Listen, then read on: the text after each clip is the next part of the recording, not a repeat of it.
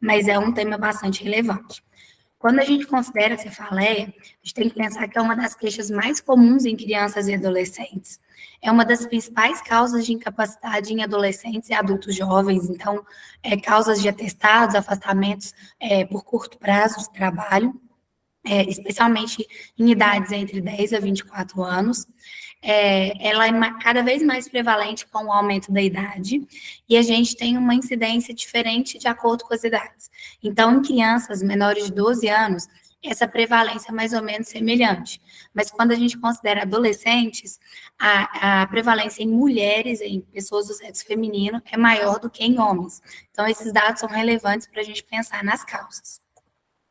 Então, o que é nosso objetivo quando a gente atende uma cefaleia no pronto atendimento? Primeira coisa é a gente tentar classificar essa cefaleia.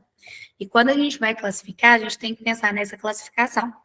A gente tem que dividir essa cefaleia entre cefaleia primária, que é aquela que traz uma dor na cabeça, né?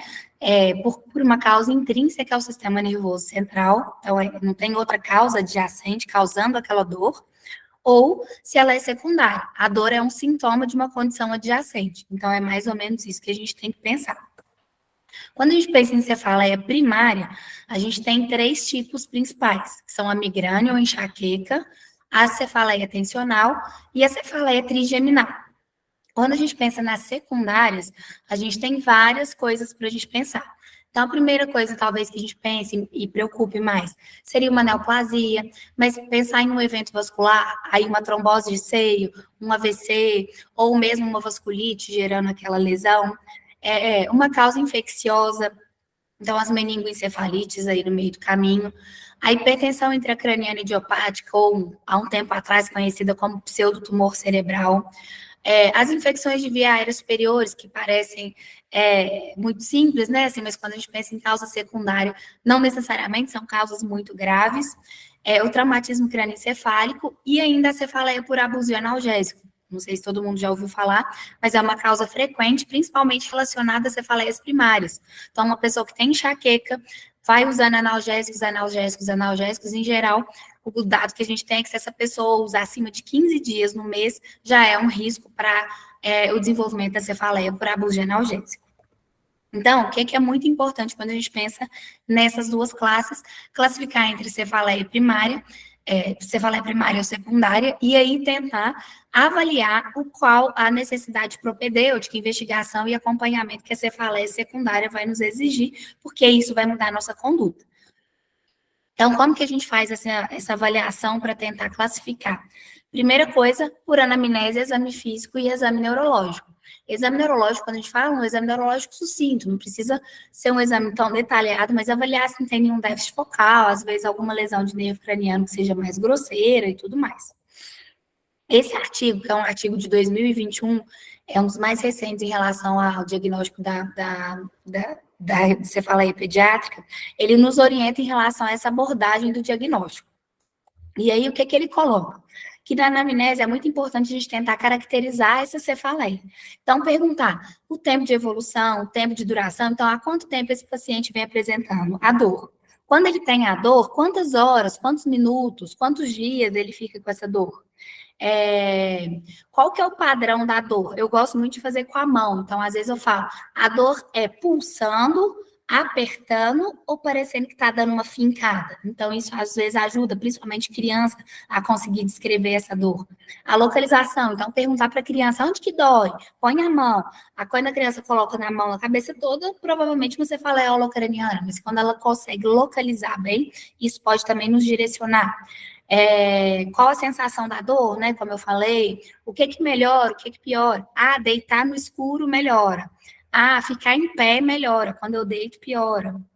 Ou se eu tomo uma dipirona melhora, ou não, eu já tomei dipirona, já tomei um anti-inflamatório e nada melhora. Então, esses fatores de alívio e piora são relevantes. No exercício físico piora. Então, essas questões podem ser importantes.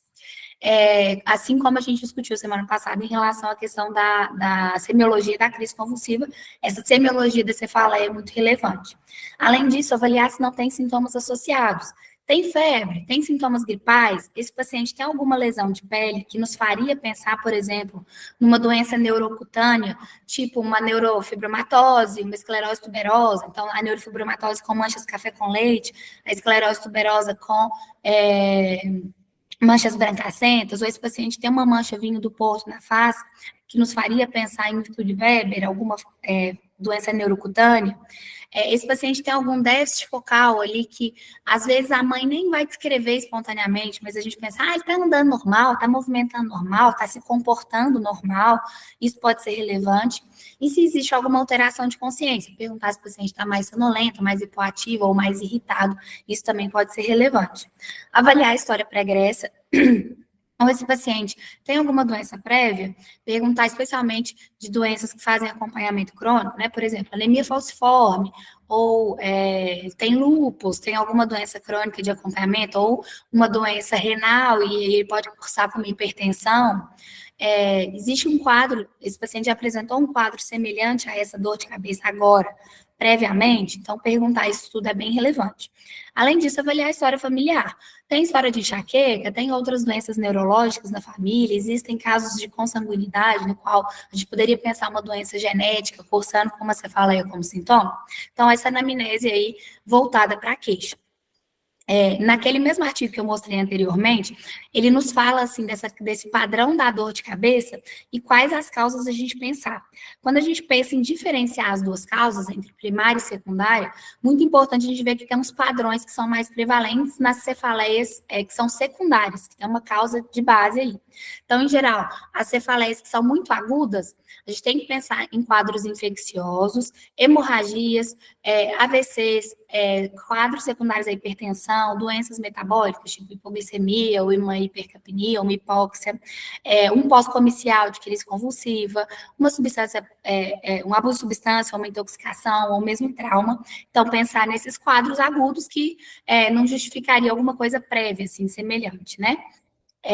Quando a gente pensa mais em quadros, em dores de cabeça que são agudas, mas elas são recorrentes, a gente pensaria mais em cefaleias primárias mesmo. Então, a gente já ficaria um pouco menos preocupado nesse sentido em causas secundárias. Outra causa importante para a gente pensar em causas secundárias são dores de cabeças cronicamente progressivas. Então, por exemplo, uma neoplasia, um abscesso cerebral, um hematoma subdural, né, que às vezes é mais insidioso, uma pós-concussão, né, que também pode dar essa dor, desculpa, uma hidrocefalia que vai piorando e ao longo do tempo em que a piora da pressão mesmo do líquor, essa dor de cabeça vai piorando, enfim, essas outras causas. As dores de cabeça que são crônicas e não progressivas, aí nesse caso a gente pensaria em causas primárias também. E aí a mais recorrente delas seria a cefaleia tensional e uma cefaleia que muda de padrão. Então, essa cefaleia que tem um padrão misto, que vai alternando. Hoje doeu de tal forma e hoje eu tive uma dor muito intensa, então essa avaliação é bem importante. Então, pensar numa sobreposição de causa primária. Da causa secundária para primária. Por exemplo, aquele exemplo que eu dei da enxaqueca com a cefaleia por abuso de analgésico. É um paciente que tinha um padrão de dor pela enxaqueca. Foi usando analgésico, mudou o padrão de dor. Então, um paciente que apresenta esses padrões de modos diferentes, é importante a gente pensar nisso. Então, só para a gente ter essa noção. E outra coisa que nos ajuda muito a falar sobre os sinais de alarme da cefaleia é esse mnemônico Snoop. Eu imagino que todo mundo já deva ter ouvido falar, por isso que tem Snoop nessa aula aí para todo lado, para a gente não esquecer. O Snoop começou só com o Snoop normal, e hoje ele já está no Snoop 4, porque são 4 P's aí para falar do padrão da dor. Quando a gente fala do Snoop para adulto, já está no Snoop 10 também, então, nas cefaleias de adultos, né? Então, é uma coisa que cada vez mais estudos vão surgindo e vão acrescentando informações para esses sinais de alarme na cefaleia secundária. Esses red flags, né? Então, no S, por exemplo, seriam sintomas sistêmicos de alguma doença. Por exemplo, febre, alteração do nível de consciência, aí pensando numa meningoencefalite, um paciente tem uma terapia de anticoagulação, e aí ele poderia estar mais propenso a um sangramento, a gestação, doenças como câncer, HIV, enfim, então esses quadros, como se fosse a história pregressa, né, desse paciente, quadros associados. O N de sintomas neurológicos. Então, por isso que eu falei da importância de se fazer um exame neurológico, ainda que sumário, para a gente tentar avaliar. Primeira coisa que ele coloca aqui é papiledema, né? E aí não é da expertise, talvez, de todo mundo fazer um fundo de olho, mas na dúvida sempre pedir uma avaliação neurológica. Então, isso é um ponto. O O de início, né, o primeiro, de início recente ou súbito, então a dor em thunderclap, né, que é muito frequente aí, para a gente pensar também. A localização occipital, que é um pouco polêmico na literatura, mas o Snoop ainda coloca como um sinal de alarme da dor. Os P's são P's de padrões, então um padrão que é de dor que é precipitado por manobra de Valsalva, um padrão de dor que se altera a composição, um padrão de dor que é progressivo, ou um padrão de dor que tem a ver com essa história familiar, e o Y de anos, e aí em menores de 6 anos a gente tem que considerar como uma dor de sinal de alarme. Então, basicamente, seriam esses os sinais de alarme para a gente pensar numa cefaleia aí e nos ajudar nessa diferenciação, uma cefaleia secundária. Outro mnemônico que é legal, assim, que é da literatura brasileira, é desse livro de neurologia infantil, esse volume é de 2022, do Marcelo Masrua, um neurologista de São Paulo, que criou esse mnemônico, assim, que é o investigar, né, o mnemônico. São basicamente as mesmas questões do Snoop, como a gente vai ver, mas ele nos direciona até para uma possível investigação. Então, por exemplo, ele coloca o início abrupto, coloca as possibilidades, né? Então, considerar uma hemorragia subaracnoide, um sangramento intratumoral, uma malformação vascular ou um aneurisma, né? Aquelas coisas que seriam mesmo de início muito abrupto e muito impactantes, e aí a neuroimagem e a própria líquor poderiam nos ajudar, mas lembrar que uma cefaleia com sinais de alarme é contraindicação para fazer punção licórica sem o exame de imagem antes, então esse é um ponto. Uma queixa noturna, né? Então, esse paciente que tem uma questão de uma dor em pior à noite, ou quando despertar noturno, também indicaria uma realização de neuroimagem. Os vômitos, e aí quando a gente considera vômitos, não é um vômito, né? Às vezes esse paciente apresentar com frequência vômitos, às vezes vômitos noturnos também, então associar esses dois sintomas, ou vômitos que não cessam com medicação antiemética, também é um padrão, e aí também indicaria a neuroimagem. O exame físico, sinais neurológicos focais, como a gente já discutiu, a questão do tempo de evolução, então, em menor de 6 meses, com piora progressiva ou mudança do padrão de cefaleia, também nos indicaria a necessidade de uma neuroimagem. Pensar numa infecção suspeita, e aí os quadros de IVAS, uma meningocefalite, ou alguma outra questão, e aí avaliar um exame direcionado para essa queixa. Uma grande intensidade ou pior cefaleia da vida, também é importante a gente pensar em neuroimagem, uma associação com crises convulsivas, e aí também pensar em neuroimagem, porque é aquilo, né? Lembra da outra aula, a gente falou? A crise convulsiva, ela é um sintoma muitas vezes. Então, será que existe alguma lesão estrutural associada àquela crise convulsiva? Mais aquela cefaleia que nos justificaria uma causa estrutural naquele paciente? E uma recente mudança comportamental, declínio de desempenho escolar, essas questões também nos justificariam uma neuroimagem. Então, ele amplia um pouco mais as possibilidades de investigação nesses casos. E aí, qual que é o papel do pediatra, do médico generalista nesses casos? Como a gente já falou, determinar essas causas secundárias e tentar tratar as primárias dentro da sua expertise. Muito importante a gente racionalizar exames de imagem, gente, eu sempre gosto de falar isso. Então, por isso que é importante a gente saber quais são os sinais de alarme para a gente pedir imagem só quando for realmente necessário. Porque se toda vez que a criança tiver uma questão, sistema nervoso, a gente for pedir uma imagem, essa criança vai fazer uma tomografia por mês, né? Ai, caiu, faz um exame de imagem. Ai, tá com dor de cabeça, faz um exame de imagem. Então, a gente precisa racionalizar isso. Isso com o menino com 1 ano. Imagina até que ele chega aos 30, já fez, assim, muitas tomografias, né? Então, eu falo isso especificamente para tomografia de crânio, que é o que a gente faz na urgência, né? Eu gosto desse dado aqui, ó, se a gente for pensar, que um procedimento de tomografia de crânio equivale a 100 raios-x de tórax em termos de radiação, que é o equivalente de radiação natural de 8 meses. E aí, essa exposição aumentada à radiação traz riscos aumentados de leucemias e tumores cerebrais. Então, às vezes eu até brinco assim no hospital, né? Se não tinha um tumor cerebral, agora vai ter, depois de tanta tomografia que o paciente já fez, né? Então, a gente pensar nisso também é sempre importante. E aí, quando a gente fala em neuroimagem, como eu falei, na urgência, em geral, a gente vai pedir uma tomografia de crânio. Mas, às vezes, esse paciente está com um quadro mais insidioso, uma progressão em piora, mas procurou num consultório, alguma questão, a gente poderia, talvez, considerar uma ressonância de encéfalo. Sempre lembrar, na técnica desses dois exames, que a tomografia, muitas vezes, a gente consegue fazer imagens até de bebês ou crianças pequenas que, sem a sedação, porque a gente conseguiu que ele ficasse parado ali um pouquinho, aproveitou o momento de um cochilo, do sono e tudo mais.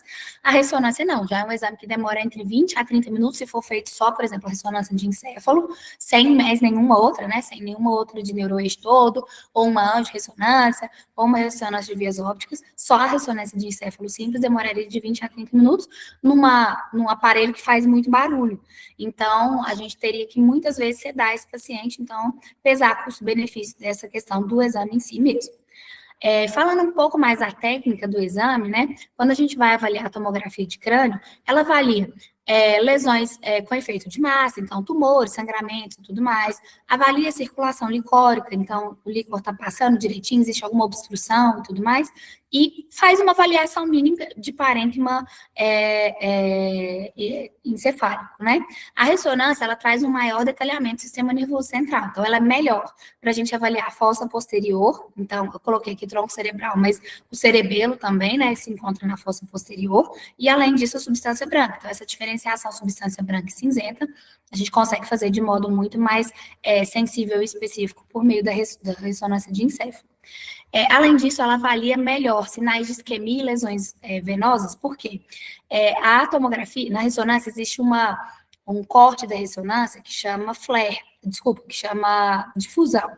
E aí, na difusão, quando a gente tem uma lesão, um AVC, por exemplo, ele já se altera nos primeiros 40 minutos após o acidente vascular. Então, é um exame que tem uma especificidade, uma sensibilidade muito boa para essa questão de um acidente vascular encefálico e tudo mais, então, muito bom para esses aspectos também. E, além disso, para a gente avaliar a anatomia, ela é muito boa. Às vezes a gente tem paciente, por exemplo, que tem uma displasia cortical pequena, e aí com a tomografia a gente não conseguiria fazer essa avaliação, e já com a ressonância a gente consegue fazer. Mas de tudo isso que eu estou falando, vocês conseguem ver que eu falei em relação à ressonância, que são questões de detalhes. Muitas vezes na urgência, na emergência, a gente vai precisar puramente de uma tomografia de crânio, e aí saber quando indicar essa tomografia é que é o mais importante. Aqui coloquei também um sumário de recomendações do caderno do Colégio Americano de Radiologia, são recomendações de 2018, são as últimas referências em relação à recomendação de exame de imagem, para a gente pensar quando pedir esses exames de imagem. Então, o Colégio Americano de Radiologia coloca que na cefaleia primária, em geral, a gente não vai pedir uma neuroimagem, na cefaleia secundária. Em geral, o que eles recomendam é uma ressonância sem contraste, e se a imagem sem contraste for normal, fazer, então, uma imagem com contraste. É o que a gente consegue fazer na prática, numa realidade pediátrica e brasileira? Não. Então, a gente precisa avaliar isso com crítica, né? Não, mas nem sempre, né? Acho que talvez seria a resposta mais adequada. Se a gente tem uma cefaleia súbita e intensa, que é a cefaleia introvoada, né, em Thunderclap, a gente poderia avaliar uma tomografia sem contraste ou uma ressonância. Se a gente está ali na urgência, né, seria importante. Se a gente tem uma cefaleia atribuída a uma infecção, a ressonância com e sem contraste é indicada, e aí também a gente não conseguiria fazer isso na prática de forma muito recorrente. Então, são casos em que a gente faria, por exemplo, uma tomografia de crânio com contraste, porque nos ajuda a delimitar abscesso cerebral, quadros infecciosos e tudo mais. E se a gente tem uma cefaleia atribuída a trauma, ele coloca que a ressonância sem contraste é indicada, mas a gente sabe que na prática o que a gente faz é uma tomografia de crânio mesmo. Só para vocês saberem o que a literatura coloca, o que é possível se fazer na prática, considerando uma criança e considerando a nossa realidade de país em desenvolvimento e tudo mais. Então, a gente discutiu um pouco sobre exame de imagem, entendemos o que é separar cefaleia primária de secundária, discutimos um pouco essa questão das causas de cefaleia secundária, mas não me aprofundei entre elas. Mas uma pergunta importante, assim, que a gente precisa ver com crítica. Um exame de imagem normal exclui uma cefaleia secundária? Muitas vezes é muito frequente chegar um paciente que já foi no pronto atendimento várias vezes, como cefaleia com sinais de alarme, esse paciente tem uma dor em piora, esse paciente vem evoluindo com piora da dor, da frequência e da intensidade, às vezes mudou um pouco o caráter da dor, foi feito um exame físico, a princípio, sem alterações, foi feito um exame de imagem, porque ele tinha sinais de alarme. Esse exame de imagem foi normal. E aí, isso exclui uma cefaleia secundária? Não exclui. Isso é importante a gente pensar. Então, esse paciente que vem de forma recorrente, passa num pediatra ou no médico generalista, ou no médico de família, né? Já tem o exame de imagem normal, muitas vezes ele vai precisar da avaliação, talvez, do neurologista, do neuropediatra, para essa investigação. Um exemplo muito claro que a gente vê na pediatria é a hipertensão intracraniana idiopática, que é o pseudotumor cerebral, como eu falei lá no começo. É uma cefaleia que apresenta sinais de alarme, esse paciente evolui em piora da dor, em piora da frequência e em piora de intensidade, vai no pronto atendimento várias vezes, a dor é refratária ao uso de medicações, e esse paciente faz uma imagem, essa imagem é normal, e ele ainda assim continua recorrendo com frequência ao pronto atendimento. Então, o que é importante a gente avaliar nesse paciente? Fundo de olho, vai ser a nossa pista diagnóstica aí desse fundo de olho. Se ele tiver um papiledema bilateral, está indicada a realização de uma punção lombar com medida de pressão de abertura. Se essa pressão de abertura vem alterada, a gente faz um diagnóstico de hipertensão intracraniana idiopática. Quando a gente fala idiopática, na verdade, a gente tem que procurar causas adjacentes que não justifiquem aquilo. Mas o nome basicamente é esse. Uma causa muito associada à hipertensão intracraniana idiopática é a obesidade. Então, às vezes, aquela criança, aquele adolescente que ganhou peso de forma abrupta. Na pandemia, isso foi muito frequente, né? As crianças ganharem pesos, muitos quilos, assim, de forma aguda, ou mesmo aquele paciente que já tem uma obesidade mesmo crônica, é um fator de risco, a gente tem que pensar nisso, mas esse é um exemplo, então a gente poderia pensar nisso. Outro exemplo é PRES, né? Encefalopatia posterior reversível, então sempre a importância da gente medir pressão arterial desses pacientes, para a gente não comer bola, e às vezes no PRES, como é uma alteração de substância branca, e a tomografia não é tão específica para a substância branca, a gente poderia passar batido aquela alteração ali, uma tomografia, por exemplo. Então, sempre ficar encucado. Esse paciente está vindo várias vezes, ele já fez exame de imagem, esse exame não é normal, eu acho que vale a pena a gente passar por uma investigação mais pormenorizada dessa criança, desse adolescente. Joia. Então, a gente falou um pouco sobre essa questão de diferenciar as cefaleias primárias das secundárias. Agora, uma coisa que eu queria pontuar em relação às cefaleias primárias, que ainda também são causas recorrentes no pronto atendimento. Coloquei essa tabela aqui, que é uma tabela cheia de informação, mas ela é bem legal para a gente comparar os quadros. Então, a primeira coluna, a gente vai falar da migrânia, a segunda, cefaleia tensional, e a terceira, trigeminal. Quando a gente fala da migrânia, quando a gente avalia a característica da dor, é uma dor muitas vezes aguda, que dura, em geral, 72 horas. Então, assim, uma cefaleia que dura, em geral, 3 dias. Ela não dura muito mais que 3 dias. Em geral, na população pediátrica, ela pode ser focal, latejante e piora com a atividade, na população em geral, desculpa, mas na população pediátrica ela é mais frequente bilateralmente. Então, o paciente descreve que é bitemporal ou bifrontal. Então, às vezes, ele bota a mão aqui na frente, porque ele engloba os dois lados, né? É uma dor moderada a grave, então é uma dor incapacitante. Então, em geral, esse paciente, quando tem a dor, ele para as atividades, para de brincar, para de estudar, não dá conta de ir na escola e deita, né? Às vezes é muito frequente a mãe falar, ele prostrou. Então, isso é importante. Muitas vezes, esses pacientes têm auras associadas, muitas vezes, assim, 10% dos casos, né? Então, perguntar sobre auras é importante. Vê alguma luzinha? Tem alguma sensação estranha na boca, na barriga, na cabeça, antes de começar a dor mesmo? Tem muitos pacientes que conseguem avisar quando a dor vai vir, então isso é importante. Aí, podem ser sintomas diversos, né? E aí tem até aquela associação em relação à enxaqueca abdominal e tudo mais. Pode se tornar crônica, e aí quando a gente vai considerar crônica, inclusive para avaliar um tratamento que crônico, né, para doenças crônicas, que é profilático, não para as crises, a gente vai considerar essa informação. Então, esse paciente tem dores de cabeça em 15 ou mais dias do mês num calendário, então essa informação é importante para a gente pensar numa migrânia crônica e aí avaliar uma medicação profilática. E aí existem as variantes. A vertigem posicional paroxística benigna pode ser uma variante da migrânia na infância.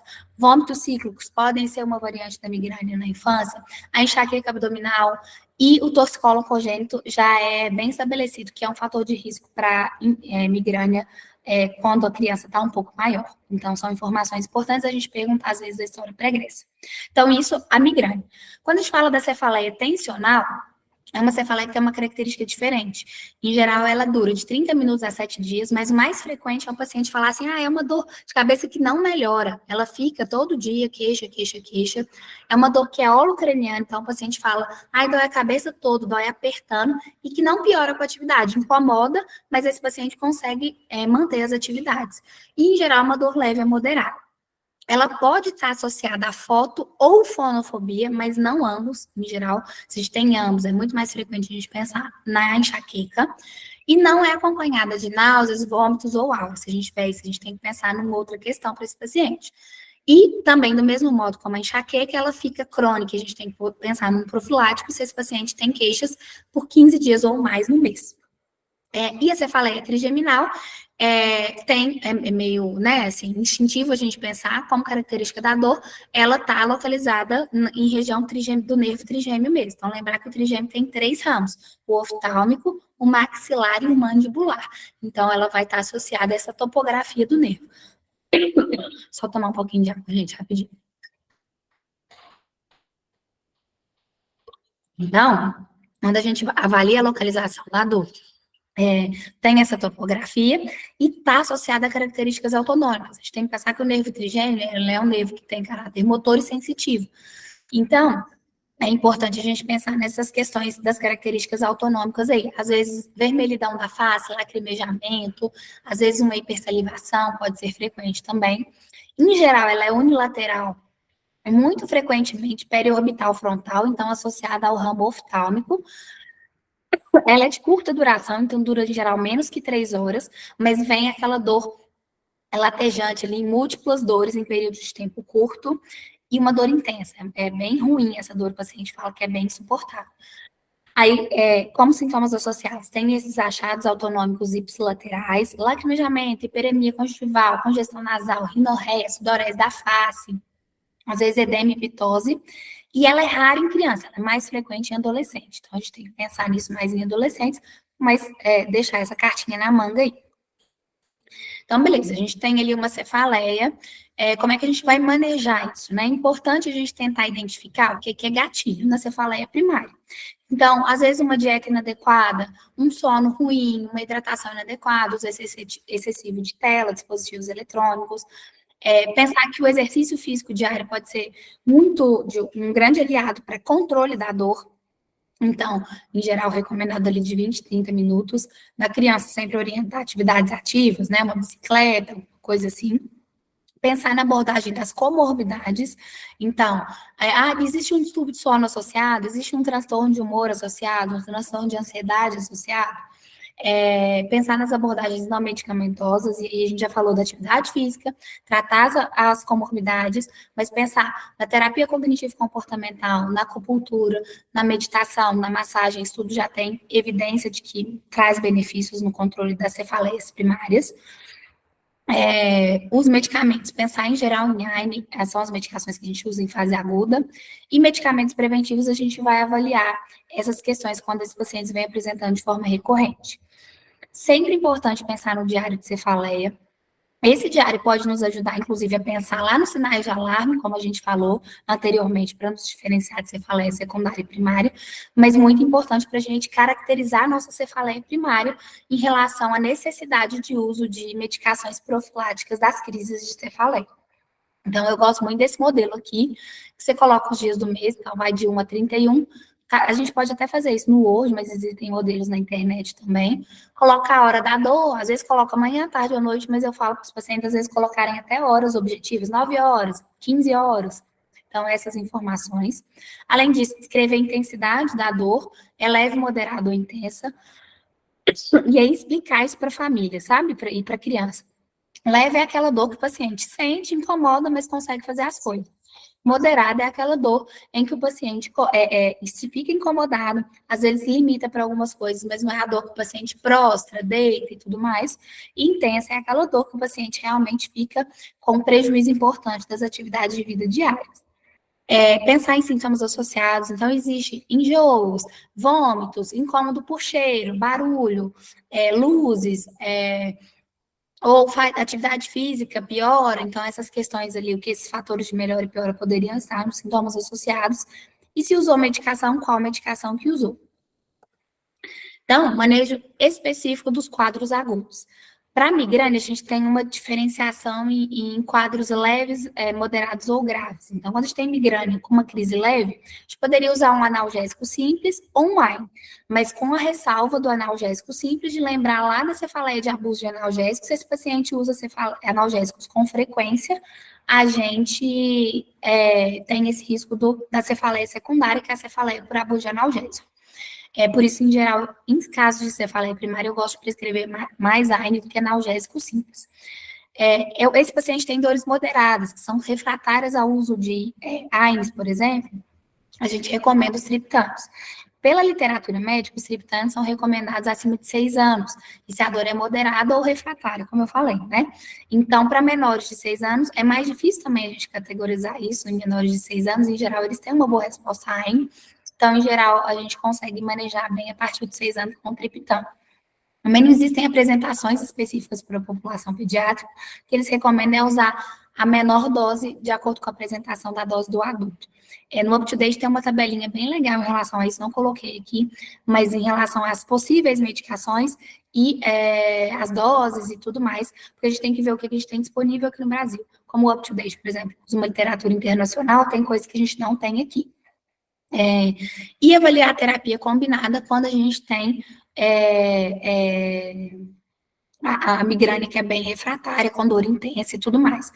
Quando a gente fala de terapia combinada, e esses pacientes têm sabidamente essas dores que são muito refratárias e intensas, a orientação é que eles, inclusive, tomem as duas medicações de forma concomitante. Então, sentiu que a dor vai vir, já toma um AINE e já toma um triptano juntos, para não progredir, porque a gente sabe que o mecanismo da migrânia de fisiopatológica é um mecanismo, inclusive, de retroalimentação.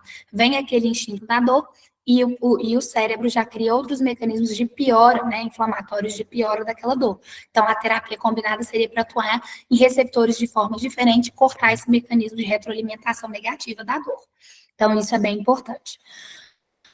Quando a gente avalia a cefaleia tensional de forma aguda, em geral, esses pacientes respondem bem a analgésico simples e AINES, mas lembrar mais uma vez da cefaleia por abuso de analgésico. Como a cefaleia tensional tem muitas vezes, muito a ver, às vezes, com questões emocionais, só a medicação abortiva da dor não vai ser suficiente. Então, muitas vezes, a gente vai precisar daquelas outras terapias complementares que a gente já mencionou anteriormente, para conseguir um bom efeito de controle de dor. E, por fim, a cefaleia trigeminal.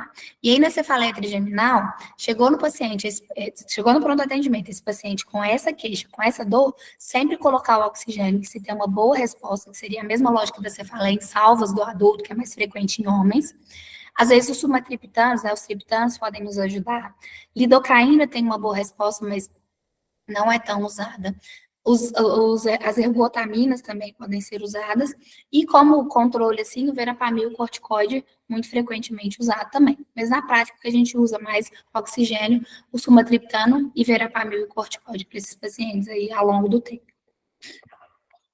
A gente falou, então, do tratamento agudo. Agora é uma tabelinha para os casos refratários e que vão precisar de medicações profiláticas para prevenir as crises.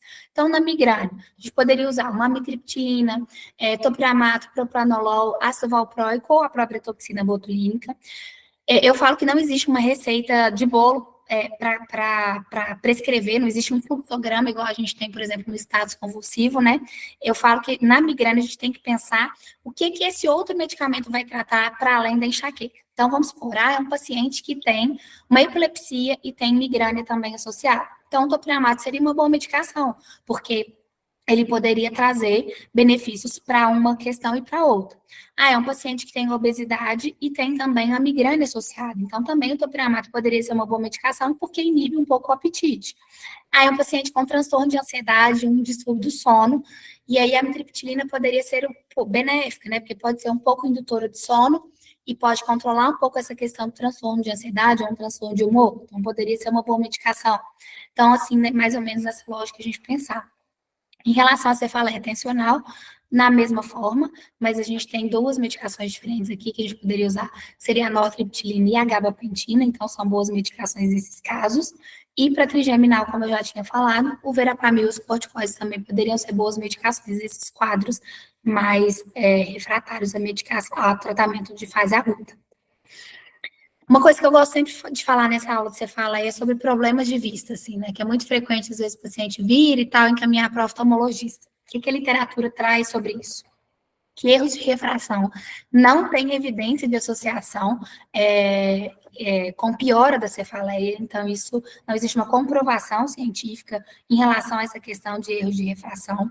Muitas vezes o que acontece é que esse paciente, ele faz, pelo erro de refração, ele faz um esforço, às vezes, de face, de musculatura da face, e isso pode predispor a uma dor mesmo, né, pela própria questão muscular. E, além disso, outra coisa que é importante, e aí sim a gente tem uma associação, é em relação a tempo de tela aumentado. Então, muitas vezes, quando a gente faz um esforço para leitura, em geral vai ser para a tela hoje em dia, né? Computador, às vezes eu brinco muito com aquele letreiro de ônibus, né? Aquele letreiro luminoso de ônibus, assim, que eu, por exemplo, tenho astigmatismo, tenho muita dificuldade de ler, e aí eu fico, tipo, tentando enxergar e tal. Então, são coisas que sempre tem luzes e telas envolvidas em geral, que a gente fica com essa dificuldade, né? E aí a luz azul, que é essa luz que fica azul, não sei se vocês já observaram, quando a gente apaga a luz de um ambiente com uma tela ligada, a televisão, por exemplo, fica esse componente azul, assim, predominante no ambiente. Então, essa luz existe, a exposição aumentada a essa luz existe, uma associação com o tempo de tela aumentado. Inclusive, quando a gente vai fazer receitas de óculos atualmente, uma recomendação, em geral, da maioria dos oftalmologistas é de que a gente use uma proteção, uma lente de proteção para a tela, que meio que corta essa luz azul, assim, essa exposição à luz azul. Então, isso é importante a gente pensar, para não ficar, às vezes, encaminhando para o oftalmologista, pensando nesse erro de refração e, às vezes, comendo bola com uma cefaleia secundária ou com uma cefaleia primária que está mal conduzida. Eu, como neuropediatra, às vezes, eu encaminho muito para oftalmologista. Mas por quê? O oftalmologista tem mais expertise para a realização de fundo de olho, e tanto às vezes, dilatar sempre a pupila, né? A gente não dilata tantas vezes na prática, e por ter um aparelho que visualiza de modo periférico muito melhor do que o que a gente tem em mãos, que é o oftalmoscópio. Então, às vezes, eu encaminho também para uma melhor avaliação de fundo de olho, ou peço essa opinião até lá no Odilon, por exemplo, mas para pensar junto comigo numa causa de cefaleia secundária, como a gente falou lá anteriormente. Então, beleza. Falamos da cefaleia secundária, falamos de cefaleia primária. Quando que a gente vai encaminhar o especialista, né? Ou a um setor de pronto atendimento? Se a gente entender que é uma cefaleia secundária que requer manejo especializado, e especialmente manejo de urgência, a gente precisa encaminhar esse paciente para um atendimento de urgência. Então, tá numa UPA, manda para um atendimento que tenha um neurologista, que tenha condições de se fazer uma tomografia computadorizada de crânio. Se a gente tem um paciente que tem uma cefaleia associada a transtorno de humor ou de ansiedade, talvez valha a pena encaminhar a um psicólogo, a um psiquiatra, ou mesmo a um pediatra que conduziria bem esses transtornos. Então, isso é um ponto importante. Se eu tenho um diagnóstico incerto, então é aquele paciente que vai com frequência, às vezes parece enxaqueca, mas eu fico na dúvida se ele tem um componente secundário ali, fico na dúvida em relação àquele diagnóstico, também é uma possibilidade.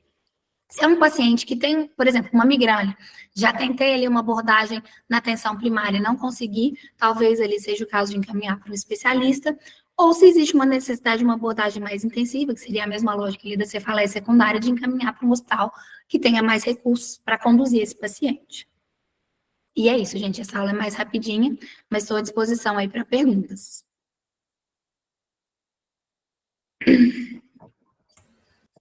Obrigado mais uma vez, Joyce. Temos umas perguntas no chat aqui. Uma pessoa pediu para você falar um pouquinho mais sobre enxaqueca abdominal. Imaginei que ia ter dessa pergunta. Muito difícil, avaliação de enxaqueca abdominal.